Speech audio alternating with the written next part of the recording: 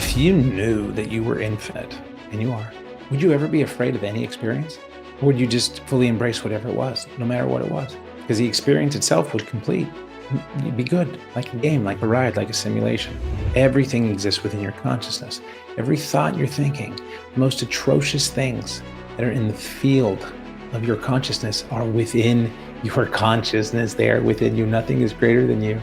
Now, the benefit and the positive of that is that you know that there is no challenge or circumstance or condition that could happen to you that is greater than your capacity to expand your awareness, your love. There's nothing that expands outside or beyond your consciousness within your own existence and your own awareness.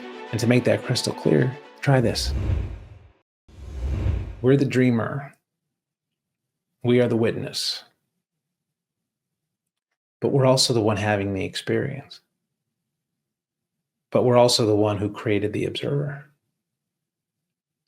Because there's just one thing. We are the writer, the actor, the producer, and the director. The external world, the physical world, the dimension of space, 3D, from one comes two. All is one, and now we have duality, polarity, multiplicity, yin-yang, night and day, man and woman, and from two we get three. That's our first three-dimensional shape. That's what we get 3D. The third dimension, space, where there's form, and there's matter, and there's physicality. It's where our five senses operate. We can smell and taste and touch. Here, it's all physical. Cells of our body. But we have a mind. Can you poke your mind? Can you smell your mind? No. So your mind can't exist in the dimension of space simply because it does not adhere to the laws of the dimension of space. Simple. Where does it exist? In a different dimension, because it has to. Enter the fourth dimension, the dimension of time, the true nature of time, that it's radial, that it's expansive, that it's infinite. All perspective inherently is dualistic because perspective implies that it is only one of another. So it's dualistic in that it's more than one. It's impossible to have a perspective that doesn't have another perspective, or else it wouldn't be a perspective. It just would be what it is. That's what a perspective is. And God bless these perspectives because we chose to experience duality. We all come from the one. We are the one. There only is one. The only thing that exists is the one. The only time is now. The only place is here. There's no other where to be. There's no other time to be. There's nothing else but now and here. Period. We can experience multiplicity. We can perceive multiplicity. But even in the perception of multiplicity, there is no separation because there cannot be separation from the one. Otherwise, the infinite is finite. And when you can recognize and integrate this fact and this truth, even more important than a fact, but a truth, the perception of duality and multiplicity exists here. And we see it from here. And we experience it from mind. We have a body, we have a mind, we have a soul. The soul operates the different set of rules as the mind does. So it exists in a different dimension. The body exists in the third dimension, physicality. The mind exists in the fourth dimension of time. The spirit exists in the fifth dimension of energy. Body, mind, spirit, third, fourth, fifth, multi-dimensional beings. How's that for a trinity? The body without the spirit is consciousless form, and the spirit without the body is formless consciousness. And it is the mind which is the bridge between the two.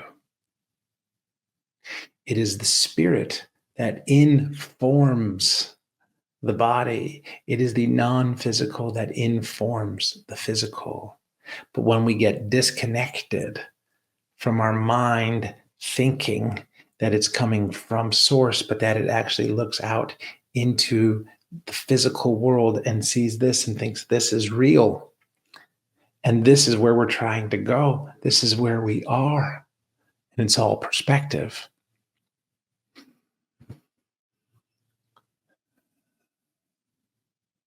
The soul is greater than the mind, which is greater than the body.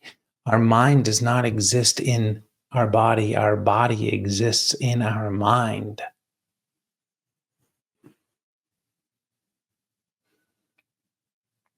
The physical exists in the non-physical.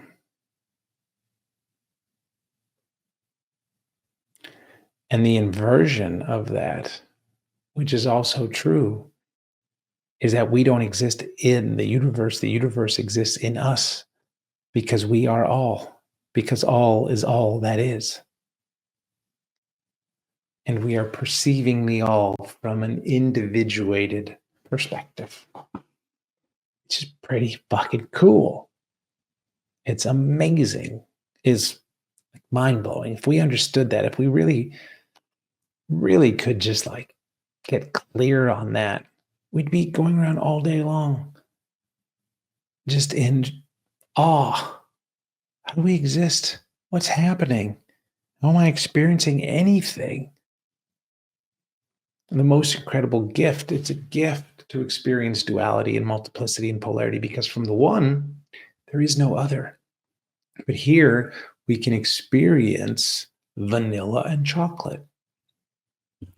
If the only flavor that existed was vanilla, we'd never know what vanilla tasted like.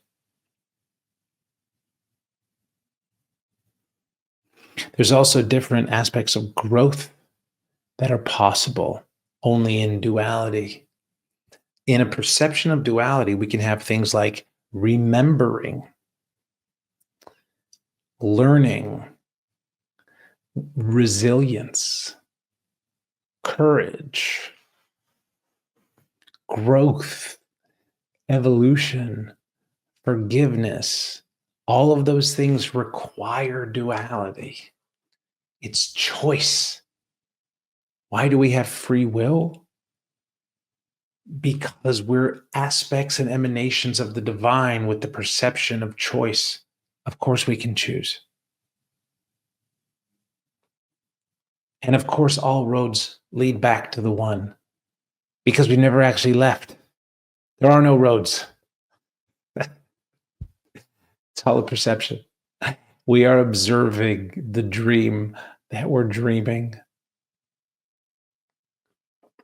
And we are submerged in the dream.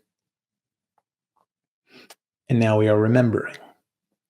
We are remembering, literally remembering. Coming back together. The weave is tightening. And the more that we remember, the more we connect to our truth, our spirit, our soul, the less we will be informed by the physical world, and the more that we will inform the physical world. And we will inform the physical world from our choice, and our choices are influenced by our stories.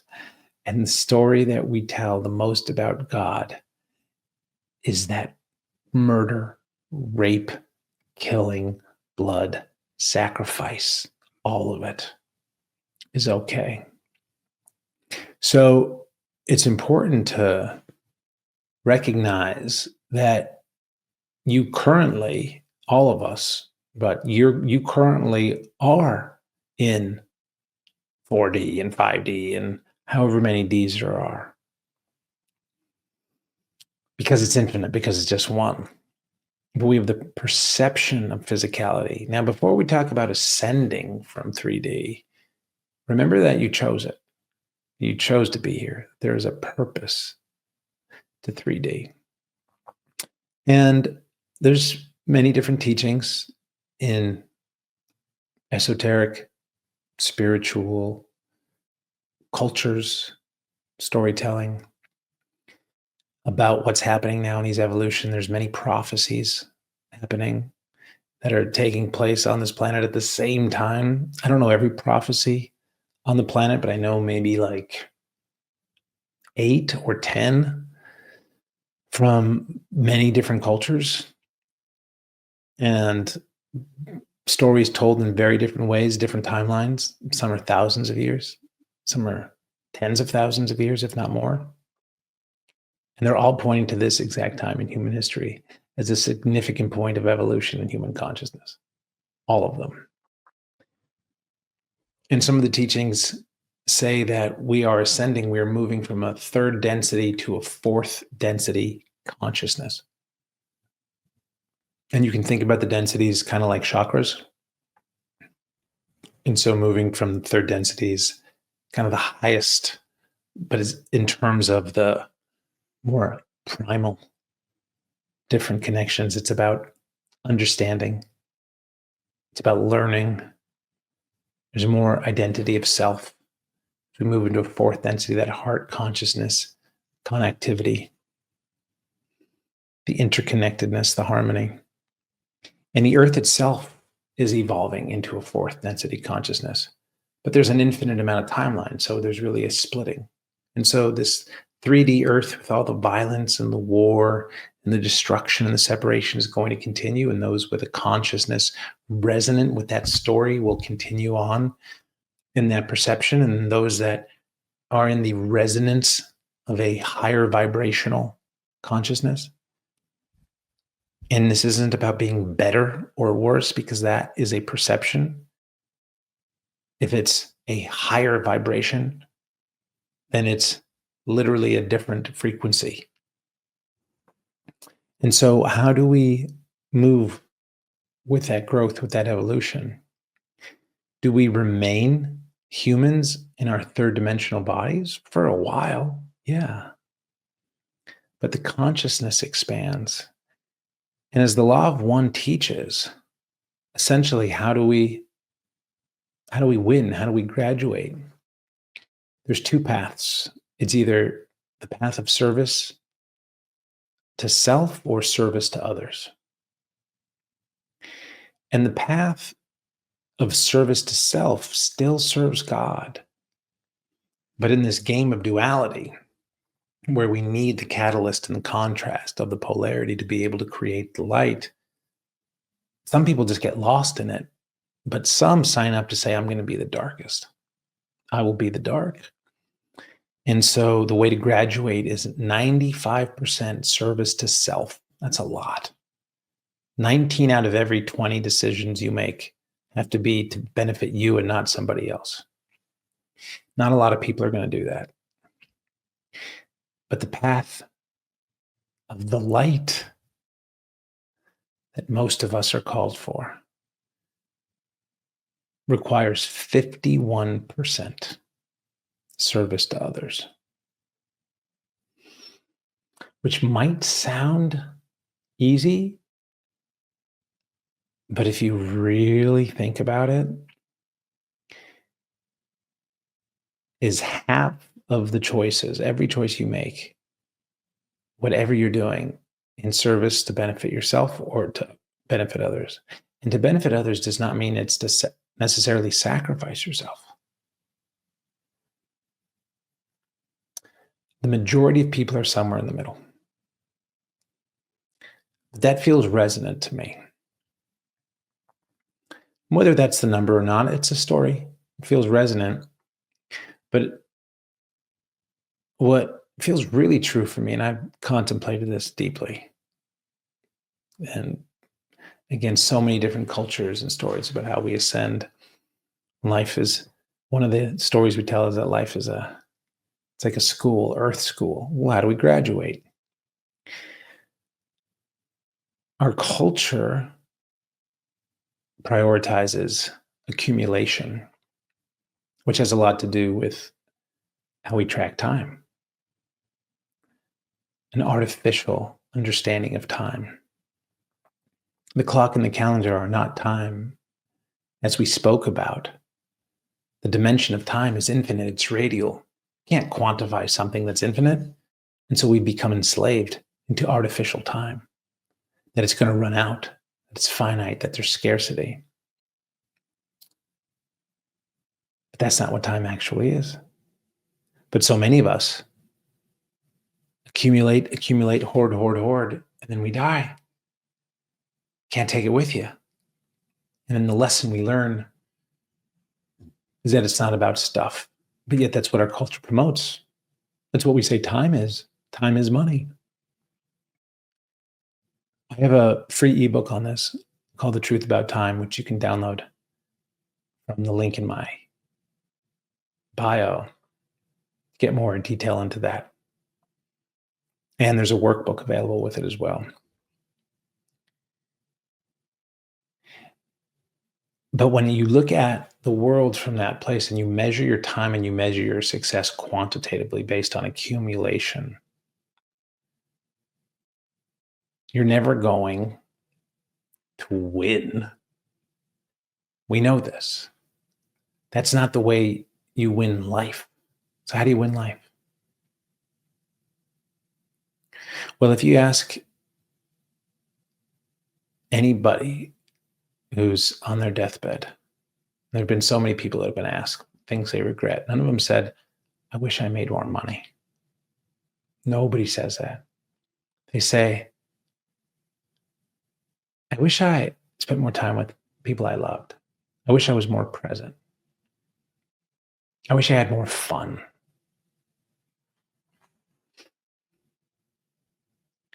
If you knew that you were infinite, and you are, but if you came from the infinite and you didn't forget, like, I'm an infinite soul, spirit, I'm going to live forever. Would you ever be afraid of any experience? Or would you just fully embrace whatever it was, no matter what it was? Because the experience itself would complete. You'd be good, like a game, like a ride, like a simulation. You immerse yourself in it. And so what makes sense to me is if there is a way to graduate into fourth density, to ascend 3D, that it's to master unconditional love.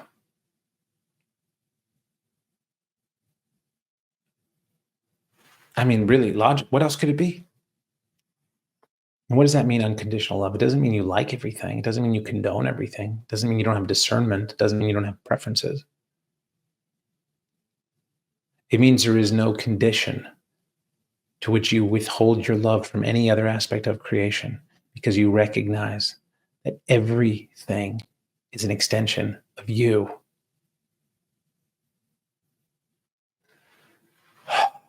Everything.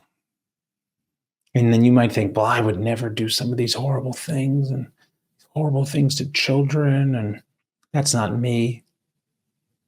It's possible. It's within you. Everything exists within your own consciousness. Everything. There's nothing that expands outside or beyond your consciousness within your own existence and your own awareness. And to make that crystal clear, try this. I want you to imagine something beyond your imagination.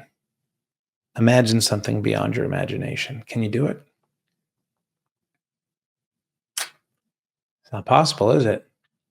Because the further you go, the more you simply expand your awareness of your infinite imagination. Everything exists within your consciousness. Every thought you're thinking, the most atrocious things that are in the field of your consciousness are within your consciousness. They are within you. Nothing is greater than you.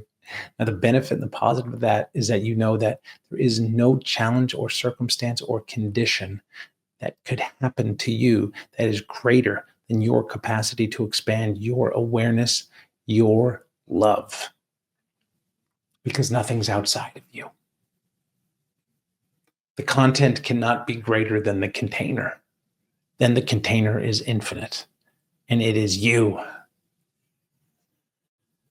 That means all the bad stuff you don't like is there too. It's all there. Thank God you have free will to choose, to ask questions. And that's what we're doing.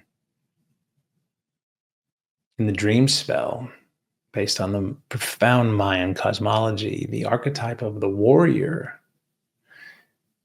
is not known for fighting. His action is not to fight, it's to ask questions.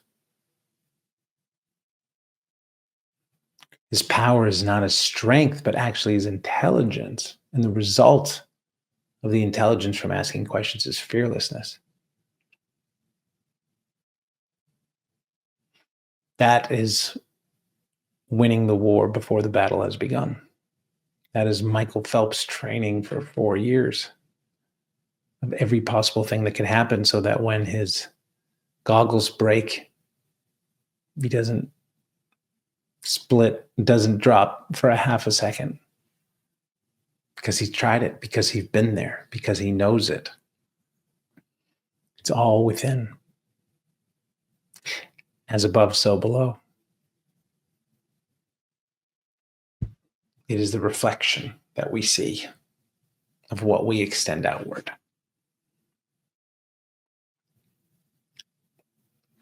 So we learn to love, to not have condition around our love. And how do we stay here in samsara?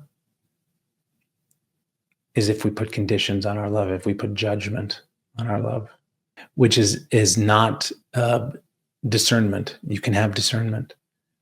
You can have preferences. But that is different than punishment. That is different than judgment. It's time for us to remember God. It's time to remember God. The kingdom of heaven is within. Peace, unity, love. They're not what's awaiting you in heaven. They're what you need to create and emanate to experience heaven. How do you think you get in? By creating it. It's not a place. There are no places. There's nowhere to go. There's only here. Heaven and hell are states of consciousness. Hell is the perception of being separate from God. And we are taught that we have to get God. So we talked a lot about the Old Testament and the bloodthirsty, narcissistic, murderous, jealous, warlord deity. And then some people say, well, that's where the New Testament is. It's true. But there's so much distortion in the New Testament. Where do we learn the separation? There was a messenger, Yeshua ben Joseph, that we know so well as Jesus, who said, I and my Father are one. Who told us, he showed us through his embodiment, remember, there's no separation. And then Christianity comes along and takes the messenger, makes him the Godhead. The one who was living the embodiment and truth and sharing with us that there is no separation, nothing comes between you and God. The religion put him between us and God. Can we please acknowledge that the emperor is not wearing any clothes? And can we please call out the narcissistic, sacrificial, blood-thirsty deity posing as God in the Old Testament? That is not the all-powerful source. That is not the loving energy from which all of life is made manifest. It's a distortion, as clear as day. Judgment is a distortion. Jealousy is a distortion. Anger is a distortion. Murder, violence, rape, mutilation are consequences of those distortions. And they will continue to this day. And they will continue on until we acknowledge and remove the attachment that we have to the story of fearing God. I'd fear that God too. That the perfect God that created humans in his image made us imperfect. Here's the paradox of Adam and Eve. There's actually a lot. So they were perfect. Everything was perfect. The garden was perfect. But there was a tree that had a fruit they weren't supposed to eat. It sounds imperfect. Sounds a little bit like a test. And if the consequences of failing the test means eternal damnation, it's kind of sadistic. So there's a tree that they said, like, everything's great. You can live here forever. But that's tree of knowledge. I don't want you to know anything. Just trust me. Just trust me. I chose you. Trust me. And they ate from it. Bad move. And it was Lucifer. Bringer of light. Interesting name. And then they get punished. And then forever, all humans born with sin because of that. Well, if they were perfect, why would they have made an imperfect choice? And if the garden was perfect, then why would there be an imperfect aspect of it? And if God was all loving, why would he create a condition where one of his children could do something that he would punish for all of eternity? It's like leaving a knife with a baby and telling him not to stab himself. Why would he do that? Who does that? What's loving about that? It doesn't make any sense. It doesn't make any sense. But then we just keep building. We just keep building from it. A very inverted reality.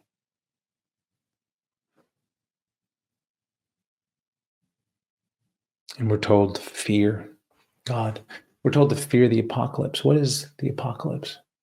When you think of the apocalypse, what do you think about? Fire, brimstone, hell on earth.